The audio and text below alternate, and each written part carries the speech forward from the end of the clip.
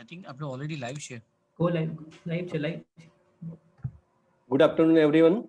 On behalf of Ahmedabad Family Physician Association, I, Dr. Dhirendra Sanandya, welcome you all for today's live Facebook webinar.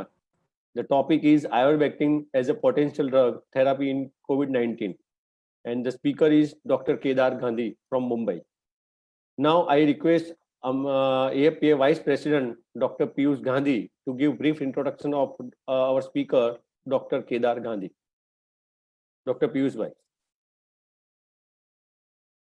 Hello, good afternoon, everybody. On behalf of Ahmedabad Family Physician Association, I welcome you all and our speaker, Dr. Kedar Gandhi. Today's topic is ivermectin as a potential therapy in COVID-19. Dr. Kedar Gandhi is a manager medical services, Zuventus Healthcare Limited, Mumbai. He is involved in multiple randomized clinical trials in clinical pharmacology department, KEM Hospital, Mumbai. He has on his behalf 10 research papers published in various national and international journals, and he has presented more than 50 presentations made in scientific conferences, meetings, and on drugs, nutrition, and biotechnology. Now I invite Dr. Kedar Bhai to start his speech. Please, sir. Thank you so much, sir, for the wonderful introduction. Let me just share the screen for today's presentation.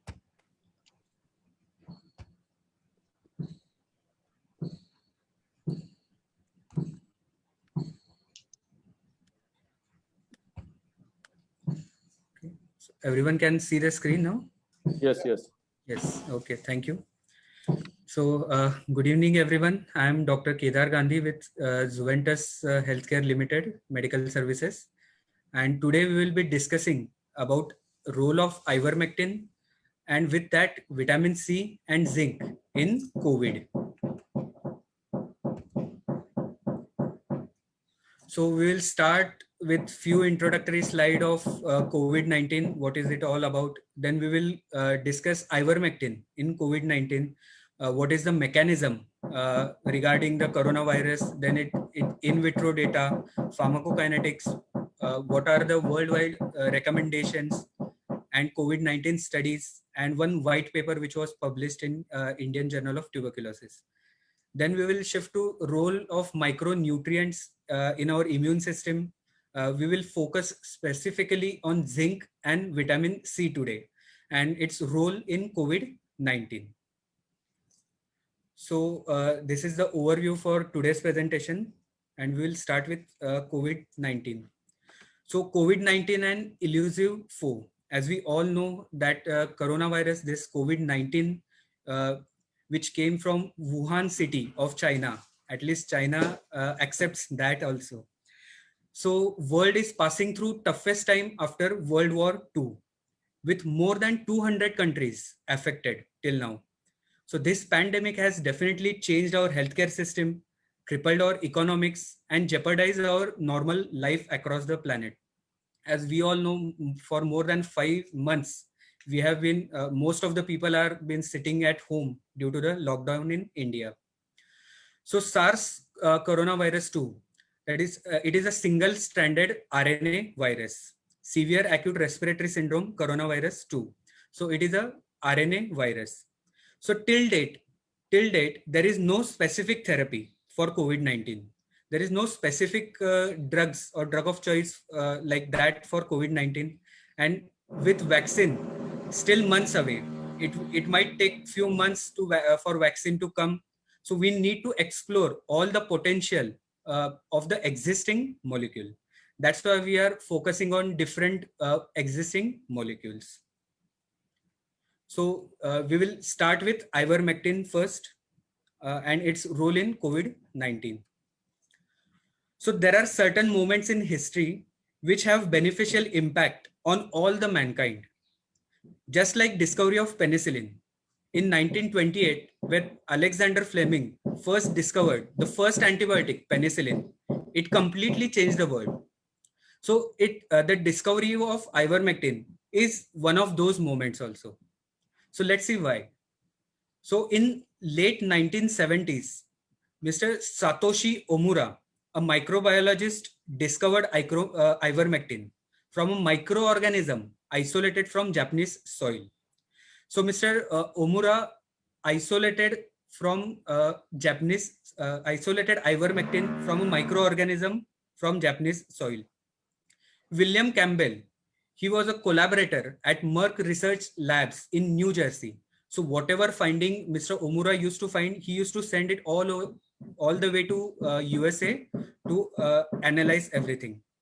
So in 1981, first introduced it commercially for use in animals. So ivermectin was first introduced in animals. Then later on, FDA approved it as a drug of choice for various parasitic diseases in humans and animals.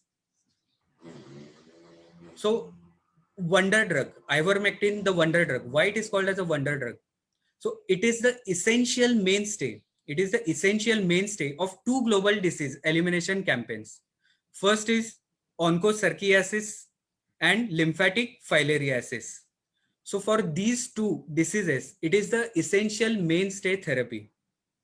And these diseases have been affected lives of billions of the poor and disadvantaged throughout the tropics. So this is rightly called as the wonder drug.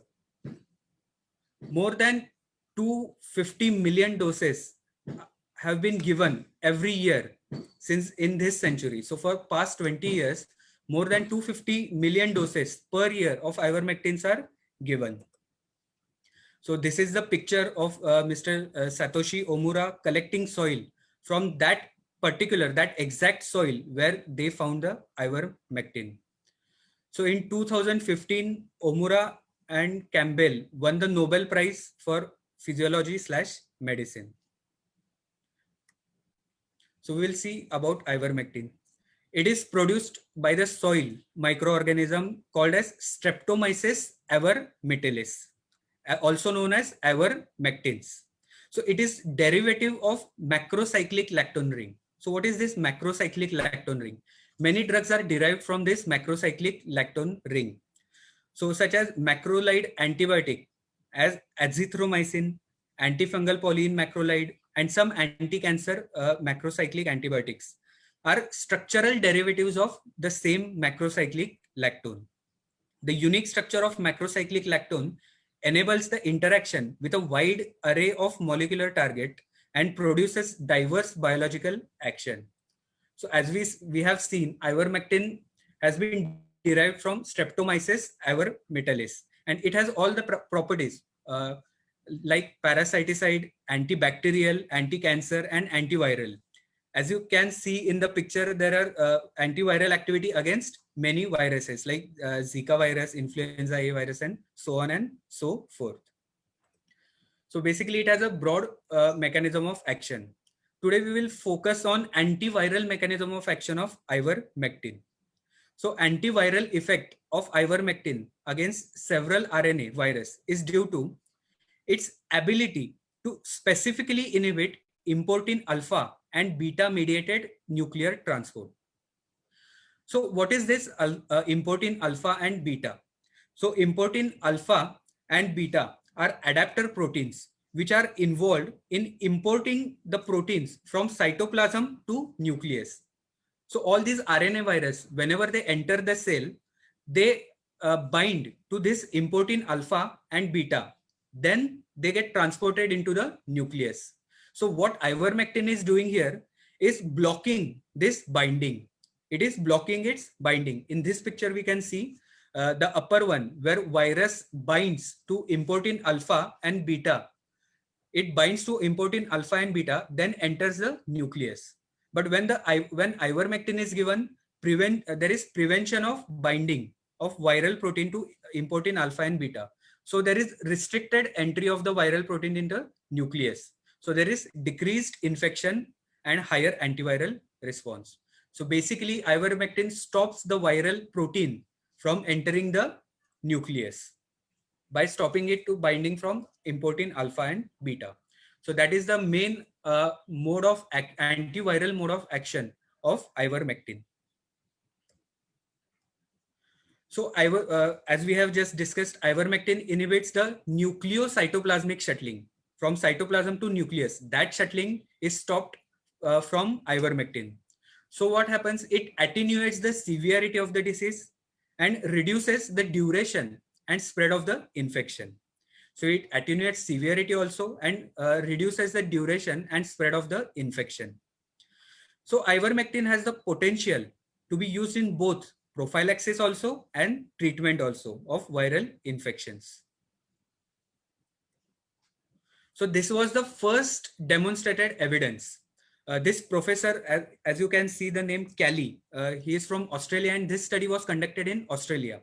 So this was the first demonstrated evidence that ivermectin has some effect against COVID virus. So this is the in vitro evidence of activity against SARS coronavirus 2 viruses. So as you can see in the figure also, so by 48 hours, there is almost 5,000 fold reduction of viral RNA in ivermectin treated compared to control samples. So there were two groups, one control group and one sample was given with ivermectin. So in the sample where ivermectin was given, by 48 hours, there was almost 5,000 fold reduction of viral RNA. So this was the first demonstrated in vitro data for ivermectin. And there was no toxicity was observed with ivermectin at any time of the concentration. So this is the in vitro evidence for ivermectin that it works against the coronavirus. We will quickly just see the main points of pharmacokinetics of ivermectin. Like azithromycin, it is also highly lipophilic, rapidly absorbed, strongly binds to plasma protein, and has longer terminal half-life. The main important point from pharmacokinetics is that its prolonged sequestration, that is selective take-up and retention of ivermectin in lung tissue, is 3 times that of the plasma concentration. So whenever you give ivermectin, the sequestration, the selective take-up and retention, so lung takes up it more, 3 times more than plasma concentration. So the concentration of ivermectin is 3 times more in the lungs than the plasma, which is definitely beneficial feature in COVID-19 patients. So this is one of the main pharmacokinetic points in ivermectin. So as we have earlier discussed, we can give it for prophylaxis also and treatment also. So who are the candidates for prophylactic therapy? So asymptomatic close contacts of confirmed COVID-19 patients. So contacts of COVID-19 patient, and of course the healthcare workers. So what happens is ivermectin suppresses the replication of SARS coronavirus 2 within 24 to 48 hours. So ivermectin suppresses the replication within 24 to 48 hours, thereby decreasing the chances of COVID-19.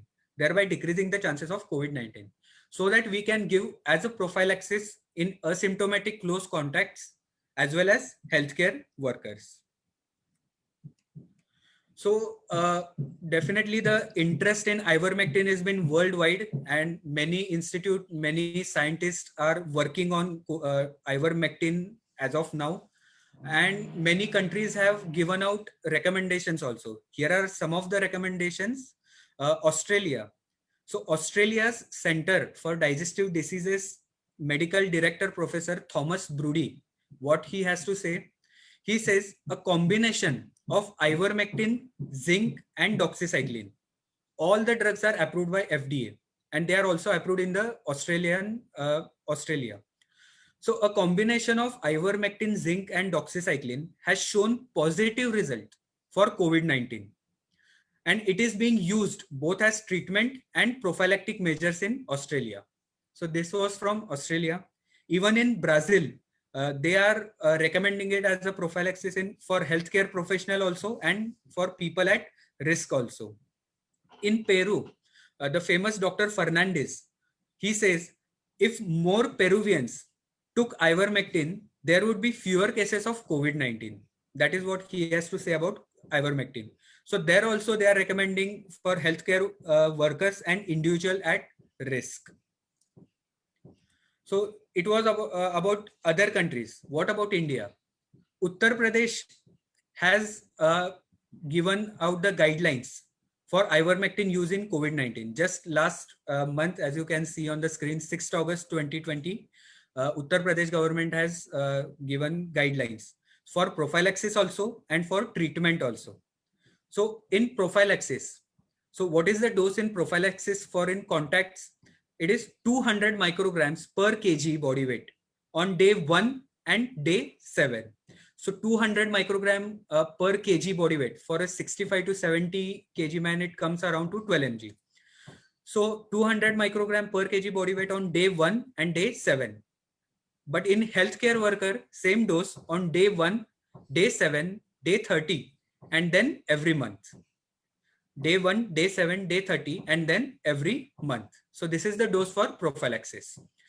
Then we'll come to treatment. Treatment of asymptomatic and mild COVID-19 cases. So ivermectin 200 microgram per kg body weight is given on day 1, 2, 3 with doxycycline 100 mg BID for 5 days. So ivermectin with doxycycline is recommended for treatment by Uttar Pradesh government. And even recently on just 4 September, just few days ago, Assam government guidelines for ivermectin use in COVID-19. So they also have recommended ivermectin for treatment of asymptomatic and mild COVID-19 cases. So dose is ivermectin 12 mg twice daily for 5 days. So 12 mg twice a day for 5 days. This is what Assam government is recommending for treatment. Then as I told you, there is a white paper which was published in Indian Journal of Tuberculosis. So it is a white paper on ivermectin as a potential therapy for COVID-19. A group of senior doctors with vast clinical experience met on 19th July 2020. It contained many doctors like Dr. V.K. Arora, Dr. Agam Vora, Dr. Bhupesh Diwan, and so on and so forth. So many doctors with clinical experience sat down together and they discussed about role of ivermectin in COVID, about everything regarding ivermectin in COVID. And they reached to a consensus. So what was that consensus? So they reached to this consensus that ivermectin in the dose of 12 mg BD alone or in combination. So 12 mg BD alone or in combination with other therapy for 5 to 7 days may be considered as safe therapeutic option for mild, moderate or severe cases of COVID-19 infection. So the consensus was 12 mg BD alone or with combination for 5 to 7 days. It is cost effective, especially when the other drugs are very costly and not easily available. Now we all are experiencing shortage of many other drugs. The cost in the black market or so on, the cost is very increasing. So this is a very cost effective option. So what about the safety profile? As we know, ivermectin has been in use for decades and it has an excellent safety profile. It has established safety profile for human use. More than 2.5 billion doses have been distributed. More than 2.5 billion doses have been distributed in last 30 years. That accounts for around 1/3 of the world population. So that much clinical experience we have for ivermectin. In a phase 1 dose escalating study, the drug was found to be similar safety and tolerability to placebo, even 10 times the maximum recommended dose. So in this study, they found that even if you give 10 times the recommended dose, there are no major safety or tolerability issues, and it is as good as the placebo.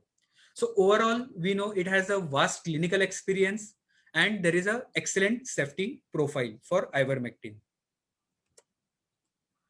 Then we move on to some of the clinical trials. There are many trials going on which have been published all over the world, and there are many clinical trials underway as of now. So we will be just seeing a few of them. So use of ivermectin as a prophylactic option. This trial was conducted, this randomized open label study was conducted in Egypt. Sample size was 340. Evaluated use of ivermectin as a prophylactic option. They evaluated it as a prophylactic option.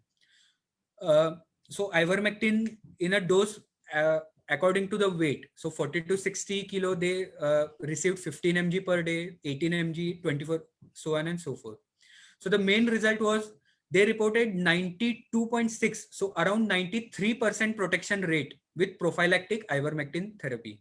So the main result was the the patients who received ivermectin, 93% protection rate was given by ivermectin, while around 60% of non-ivermectin treated contacts developed COVID-19.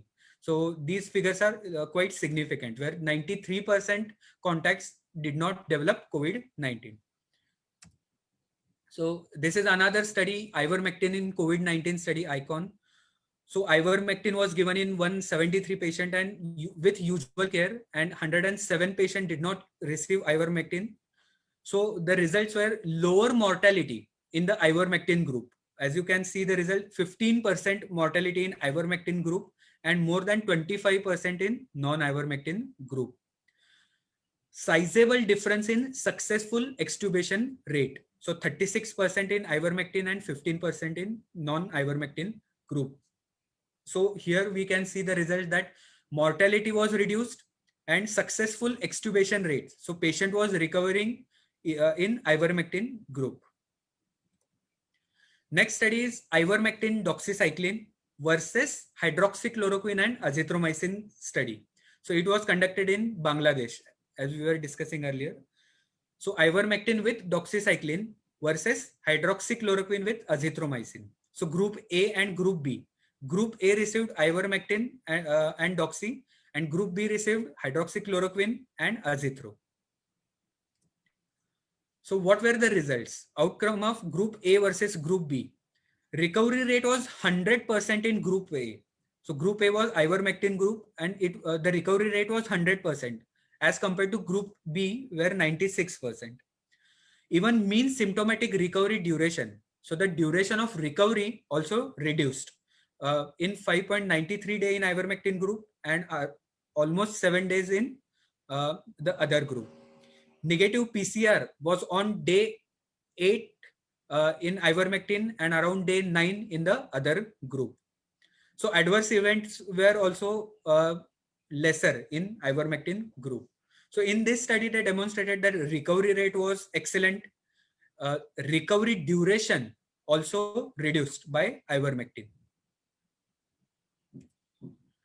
It is another international multi-center observational case controlled study where ivermectin 150 microgram per kg was given and other was control group. So the main result was of those requiring mechanical ventilation, fewer patients died in ivermectin group, that is 7.3 versus 21.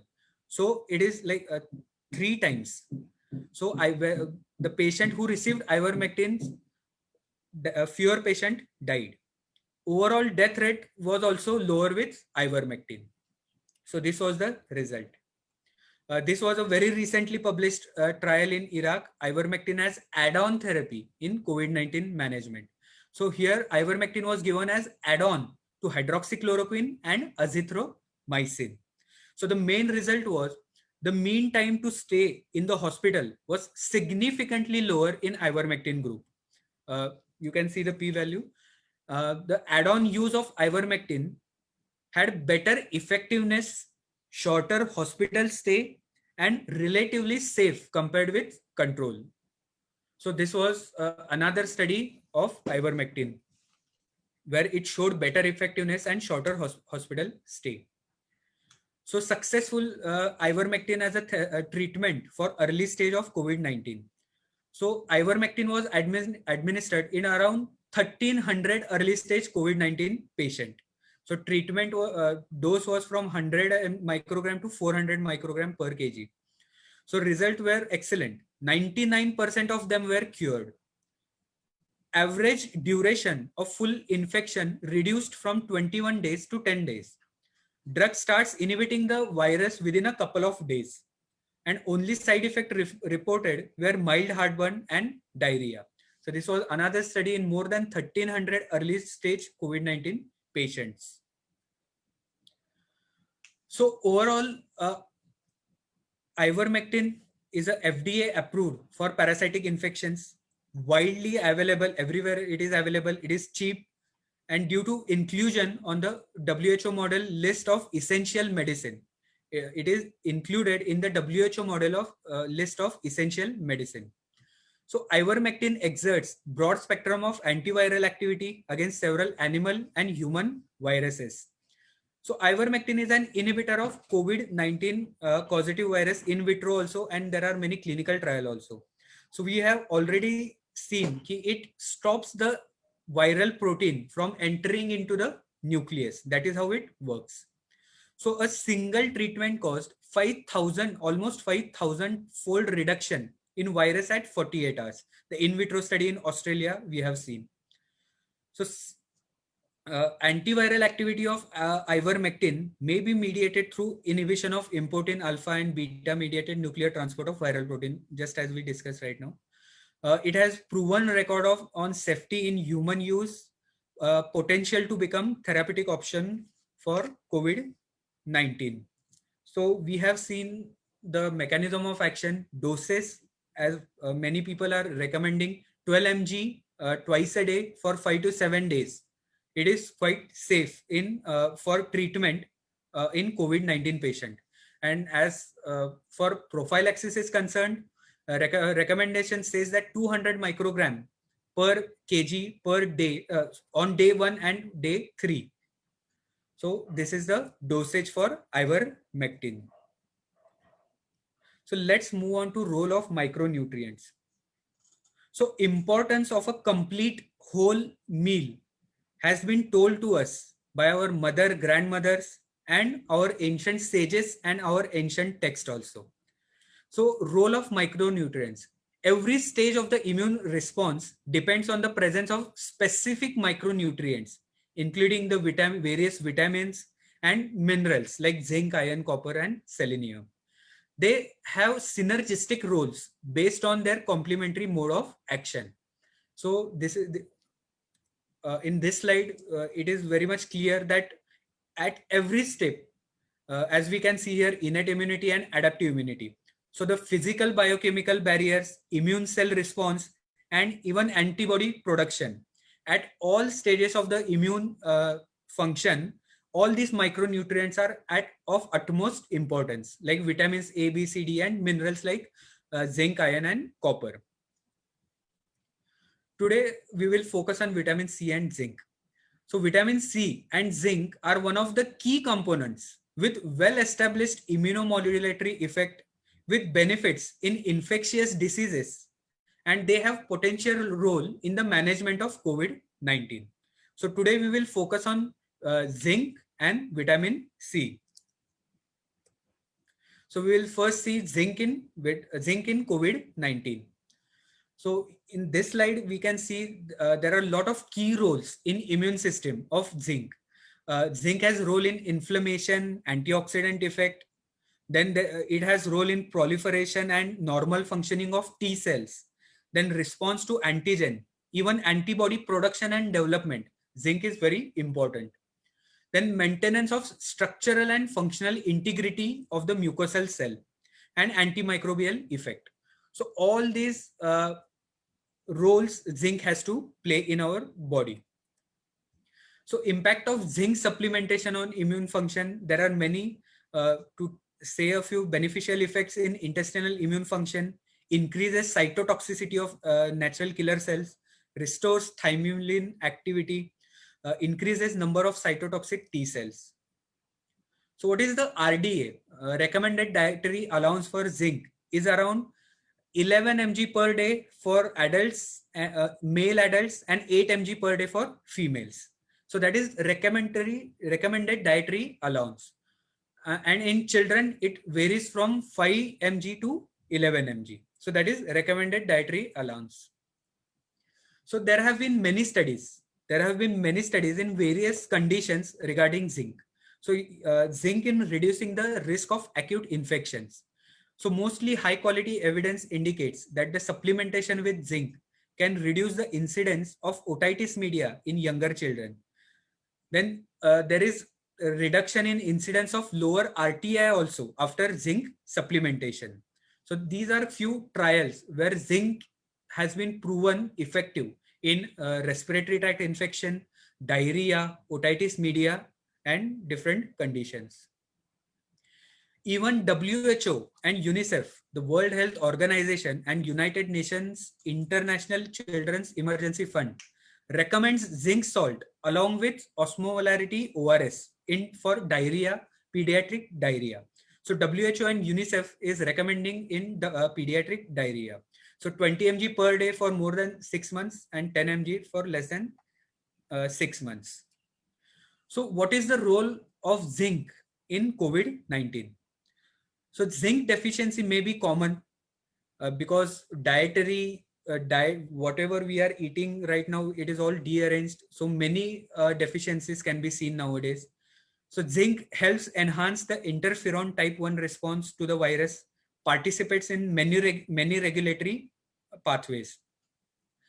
Low zinc levels of zinc have been associated with higher interleukin 6 response. And this interleukin 6 is of utmost importance in COVID-19 patients. So the patients who have low levels of zinc, they have tendency to for higher interleukin 6 response. Then interleukin 6 plays an important role in severe injury due to COVID-19 infection. So let's see. First one is zinc protects the human body from entering of the virus. So mucociliary clearance of the virus is affected by the zinc, and zinc is essential for preserving tissue barriers.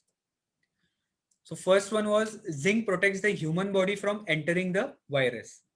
Second is zinc directly inhibits viral replication. So zinc directly inhibits viral replication. So direct antiviral effect of zinc have been demonstrated in various cases. So this direct effect has been demonstrated in many viruses like coronaviridae, picornavirus, then HIV, hepatitis C, and so on. So on all these viruses, zinc has directly inhibits the replication. Next one is zinc balances the immune response during the infectious disease. So it acts on viruses also, and it increases your immune response also. So it's a dual mechanism. So zinc deficiency is associated with elevated levels of pro-inflammatory mediators. So whenever there is deficiency of zinc, it is associated with increased pro-inflammatory mediators like interleukin 6, then reactive oxygen species, and predisposing for severe progression of inflammatory diseases. And it is quite often reversible by simple zinc supplementation. For a physiological inflammatory response and phagocytic activity of macrophages need sufficient intracellular zinc. So for all these activities, zinc is necessary.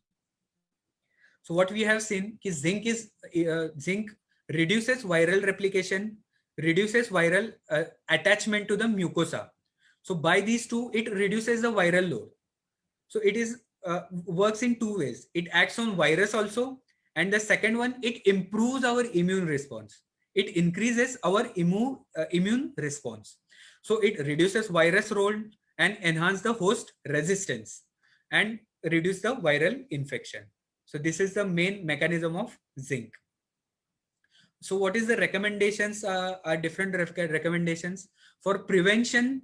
20 mg per day it is sufficient. 20 mg per day is sufficient, and for treatment purposes 50 to 100 mg.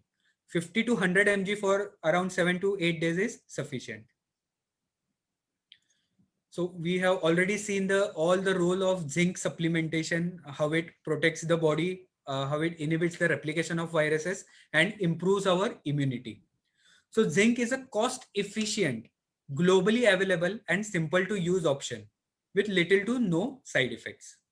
So this was all about zinc, what it does in our body, role in COVID-19 patients. Then let's move on to vitamin C. So vitamin C in COVID-19. So vitamin C is basically, everyone is well versed with vitamin C. It is a water soluble vitamin, and it is a very historic vitamin. As you can see in this slide, the sailors, the scurvy, it can be, it was called as a sailor's disease. Why? Because the sailors who went on sea for longer duration of times, they suffered from scurvy. And then when researchers uh, looked into it, they found vitamin C deficiency. So that is why it was also called as a sailor's disease. So vitamin C, as we all know, it has a very important role in our immune system. As you can see here, in innate immunity and adaptive immunity, uh, lymphocytes, natural killer cell, neutrophil, everywhere vitamin C is important. So to name a few, it is important for collagen formation, for bone formation, iron, hemoglobin, folic acid metabolism, synthesis of hormones, immunological function, it is very important, and antioxidant property. The very important property is antioxidant property for preventive action on chronic diseases. So these are some biochemical functions of vitamin C. So dietary RDA, what is recommended dietary allowance? So it is around 75 to 90 milligram per day in adults and from 25 to 75 per day in children. So this is the recommended dietary allowance. But for optimal immune protection and resistant to infection, daily intake may need to be much higher than the RDAs. So whenever a person is suffering from some kind of infection, so the daily the daily need is much more higher than what is RDA. So as we have seen about zinc, vitamin C, many studies have been conducted all over the world regarding vitamin C. In this particular slide, I have taken the example of pneumonia. So vitamin C and the incidence of pneumonia. So it was a meta-analysis which shows the finding of three vitamin C and pneumonia trials. Each of them found more than 80% lower incidence of pneumonia in their vitamin C group. So they found more than 80% lower incidence of pneumonia in vitamin C group. So what is the role of vitamin C in critically ill patients? So a meta-analysis of 12 trials, more than 1,700 patients with severe sepsis and ARDS in ICU found that vitamin C shortened the ICU stay by 8%. So vitamin C shortened the ICU duration by 8%, and 1 to 3 gram per day was given in these particular studies. So another meta-analysis of 8 trials found that vitamin C shortened the duration of mechanical ventilation also. So there is clear evidence that vitamin C levels decline dramatically in critically ill patients. So it is logical to give vitamin C in those patients. Much higher doses, 1 to 4 gram or maybe more, are needed to increase the plasma vitamin C levels of critically ill patients to within the normal range. So basically in critically ill patients, the vitamin C levels are increased and we need to supply it. So what is the role of vitamin C in COVID-19? So TNF alpha, interleukin 1, interleukin 8, all these pro-inflammatory mediators are mediated through activation of nuclear factor kappa B. So these pro-inflammatory mediators are mediated by nuclear factor kappa B. What vitamin C does is it attenuates the activation of nuclear factor kappa B. So it reduces, by reducing the activation of NF kappa B, nuclear factor kappa B, it reduces the pro-inflammatory markers like TNF alpha and interleukin 1-8. So it has been shown to reduce reactive oxygen species, pro-inflammatory cytokines, including interleukin 6, which is very important marker in COVID-19 patients. Second is it removes the alveolar fluid accumulation. So it removes the alveolar fluid accumulation. And third is it regenerates the other important antioxidants. So it regenerates the other important antioxidants such as glutathione and vitamin E to their active state. So it is very important. These are important mechanism of actions of vitamin C. So vitamin C may be an effective therapy in the treatment of COVID-19 due to its antioxidant capacity, antiviral properties, and improved immune response and anti-inflammatory properties. So anti-inflammatory properties and antioxidant properties. These two are most important in vitamin C. So as we can see in the picture, the blue line represents where patients have not given vitamin C. And in the green line, the patients have been given vitamin C as a prophylaxis. So in vitamin C, CS is cytokine storm. So the cytokine storm is increasing in the blue where vitamin C was not given. And if you see that in green, the cytokine storm is much more milder than the blue one. So vitamin C inhibits as we have seen, it inhibits the increased range of inflammatory cytokines. So it inhibits the range of inflammatory cytokines. A randomized placebo-controlled study showed that vitamin 500 mg twice a day, means 1 gram per day, elevates the inflammatory status by reducing, among others, interleukin-6, C-reactive proteins. So vitamin C is cheap, is safe, and low oral dose around 500 mg to 1 mg may be useful for prophylaxis, and in cases where in cases of severe COVID-19, a very high dose regime may be beneficial. So for prophylaxis, 500 to 1 gram, it is beneficial. So overall, as we have already discussed, vitamin C inhibits the range of inflammatory cytokines. Then vitamin C is effective therapy in treatment of COVID-19 due to its antioxidant capacity and anti-inflammatory properties. So these were important things about vitamin C.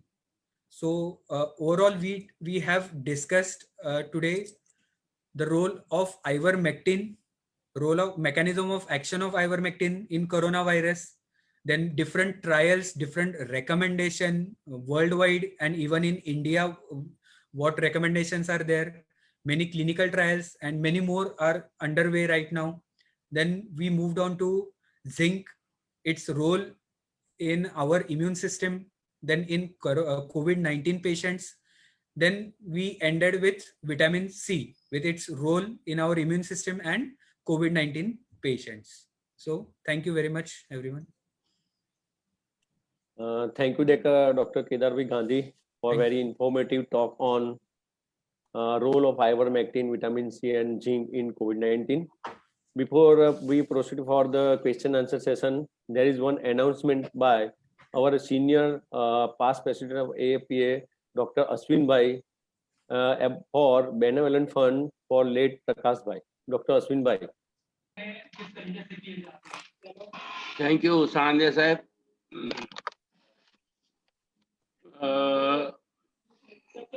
પ્રકાશ ને આપણા એપીએ માંથી બધા ઓળખતા હશે. પ્રકાશ કોણ છે અને શું કહો, પ્રકાશ એકદમ સ્ટ્રેટ ફોરવર્ડ માણસ હતો. ક્યારે એ માણસે કોઈને ના નથી પાડી. કોઈક વાર ભૂલથી પણ જો કામ રહી ગયું હોય તો એમ કીધું છે કે મારું કામ રહી ગયું છે, મને ફરી યાદ કરાવજો. અનફોર્ચ્યુનેટલી કોરોનાએ ને લીધે એ આપણાથી દૂર જતો રહ્યો, ઘણો દૂર જતો રહ્યો અને ઘણો અફસોસ છે કે કોરોનાએ એનો ભોગ લીધો. પણ એપી તરફથી આપણી ઈચ્છા એવી છે કે એને માટે આપણે કંઈ કરીએ અને આવી બધી બાબતમાં ફાઇનાન્શિયલ હેલ્પ કરીએ તો થોડુંક સારું રહે. અને ફાઇનાન્શિયલ હેલ્પ માટે આપણે એવો વિચાર કર્યો છે કે આપણે દરેક મેમ્બરે 500 રૂપિયા આપવા, 500 અથવા તો 500 થી વધારે આપવા. અને વોટ્સએપ ઉપર મૂક્યા પછી ઘણા બધા લગભગ 20 થી 30 ડોક્ટરો મેમ્બરોએ ઓલરેડી ડોનેશન આપી દીધું છે આપણને. તો મારી દરેકને વિનંતી છે કે આવી રીતે 500 અથવા 500 થી ઉપર પ્રકાશભાઈના બેનેવલન્ટ ફંડમાં ડોનેશન તરીકે આપવા અને જેનાથી આપણે થોડીક એને એમના સગાવાળાને હેલ્પ કરી શકીએ, કારણ કે એના સગામાં હવે એના વાઈફ છે, એના વાઈફ એટલા બધા લિટરેટ નથી. એનો દીકરો છે એ ઈસી છે અને એ અત્યારે કેનેડા છે અને સારી જગ્યાએ છે, છતાં આપણે એના વાઈફના માટે પણ કંઈ અહીંયા આપીએ તો મારી બધા જ મેમ્બરોને વિનંતી છે કે કંઈક આપવું અને આપશો એવી હું આશા રાખું છું, કારણ કે જે રીતે અત્યારે જેટલા મેમ્બરો આપ્યું છે એ ઉપર એવું લાગે છે કે લોકો તૈયાર છે અને આવી રીતે મળશે તો આપણે એને જે કંઈ ફંડ ભેગું થશે પ્રકાશભાઈ બેનેવલન્ટ ફંડ એ આપણે પ્રકાશભાઈના સગાને આપીશું. Thank you. Yes, Ashwin bhai, I request all the AFPM members, please donate minimum rupees 500 in benevolent fund for Dr. Prakash bhai. Now we proceed for the question answer session. And there are one question from Dr. Suresh Patel. He says that he asked that is it ivermectin required to take as a preventive, Dr. Kedar bhai? Yes, sir. It definitely can be used as a prophylactic therapy in healthcare workers as well as in contacts in people who have come in contact with COVID-19 patients. So it can be used as a prophylactic therapy. Yes, sir. Is there does the ivermectin have any antiviral property, particularly for SARS-CoV? Yes, sir. It definitely has an antiviral property against SARS-CoV. As we have discussed earlier, importin alpha and beta. It blocks that importin alpha and beta, and it stops viral protein from entering to the nucleus. And it has been demonstrated in vitro experiment in Australia by Professor Kelly. And there are many clinical trials also for that in COVID-19 patient all over the world, and many are underway in India also right now. Yes, sir. Third question is which are the other drugs we can give with ivermectin as a preventive measure? For preventive measures, if you see the nutraceutical aspect, I will definitely suggest vitamin C, vitamin D, and zinc. These three are most important things for prophylaxis because there are studies for vitamin D also. In patients where vitamin D levels were less, more patients got severe. So there are published study for vitamin D also. So vitamin C, D, and zinc are very important. In one slide, you have shown that it has been given as a prophylactin with doxycycline. Doxycycline, yes. But why you can give it with azithromycin? Azithromycin, see, right now it's all trial and error. So what guidelines are telling us is we should use ivermectin with doxycycline. So one trial we already have seen where ivermectin was given as add-on therapy to azithromycin also, and the results were good. But the recommendations right now are ivermectin with doxycycline. Doxycycline is very good. Yes. One Dr. Kehur Bhai Shah, who is our past president, he says ivermectin how and in what doses for the prophylaxis, as you shown slide, but at that time शायद उस time पर नहीं होंगे. But please tell again. Yes. So what UP Uttar Pradesh government guidelines, what they are saying, ki in contacts 200 microgram per kg body weight. So it comes around to 12 mg. So 12 mg on day 1 and day 7. So 200, that is the perfect dose, ki 200 microgram per kg on day 1 and day 7. So in case of healthcare workers, it should be given on day 1, day 7, day 30, and then per month. It is the dose for prophylaxis. One Dr. Suresh Patel says that what about the HCQ? HCQ.